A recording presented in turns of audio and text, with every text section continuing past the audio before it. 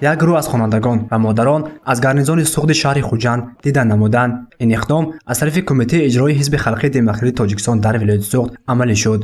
иқдоми мазкур барои аз наздик шинос шудани ҷавонон аз шарту шароити зиндагии сарбозон дар қисмҳои ҳарбӣ мебошад. Дар рӯзи дарҳои кушод роҳбарияти Кумитаи иҷроии Ҳизби Халқии Демократии Тоҷикистон дар вилояти Суғд ва шаҳри Хуҷанд модарон ва хонандагони муассисаҳои таҳсилоти шаҳр иштирок намуданд.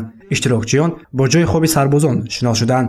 ба ҳозирин коменданти ҳарбии гарнизони Суғд оид ба корҳои тарбиявии сиёсӣ аз фаъолият ва зиндагии сарбозон маълумот дод. раёсати Кумитаи иҷроияи Ҳизби Халқии Демократии Тоҷикистон иқдом гирифтанд ки аз будубоши ҳаёт ва фаъолияти мо хизматчиёни ҳарбӣ зисту маишии хобгоҳ, китобхона ва ошхона ва дигар ҷойҳои маишию фарҳангии фароғатии қисми ҳарбӣ дидан намуданд. иштирокчиён аз синфхона, ҷойи хоб, ошхона, китобхонаи гарнизон тамошо карданду бо сарбозон суҳбат намуданд. зиндагии сарбозон хуб буда бо 3 вақт хӯрок ва либосҳои мавсимӣ таъмин ҳастанд. ҳамчунин сарбозони ин гарнизон соли равон дар озмуни ҷумҳуриявии фуруғи субҳи доноӣ китоб аст иштирок намуда сазовори ҷойҳои намунавӣ гардиданд. طبق اطلاع مسئولین سربازان در وقت‌های مقرر شده آمده در کتابخانه گارنیزون و مطالعه کتاب مشغول می‌شوند. از طرف کمیته اجرایی حزب خلقی دموکراتی تاجیکستان در ولایت سوغد به این قسم حربی کتاب‌های نو تحفه کرده شد و رهبریت کمیته ولایتی حزب همه سربازان را به مناسبت 29 سالگرد تأسیس‌یابی قوه‌های مسلح جمهوری تاجیکستان تبریک نمود.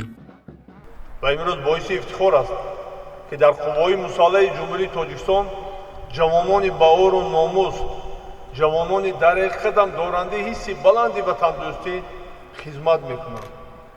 شمایان جوانان عزیز افتخار خلق و ملت، افتخار پدر و مادر و دیار خود میباشید.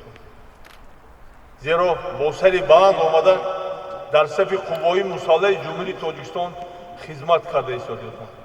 خوانندگان و مادران از این اقدام پیشگرفته مسئولین خوشنود هستند، زیرا از نزدیک با سربازان شناس شده از زندگی آنها باخبر شدند. شاهروز مختارزاده نیز یکی از خوانندگانی هست که امروز به دیدن سربازان آمده است. شاهروز خواننده صنف 11 مؤسسه تحصیلات میانی عمومی رقم 10 می باشد. ما امروز با همراهی خوانندگان صنف 11 با استادمان عزیزا و قسم عربی شهر خوجند آمدیم و از شرایط محیط زیستی آنها دیدن نمودیم و میخوام گویم که در اینجا شرایط خیلی خوب است و هر یک جوانانی که میخوان به خدمت عربی آیند.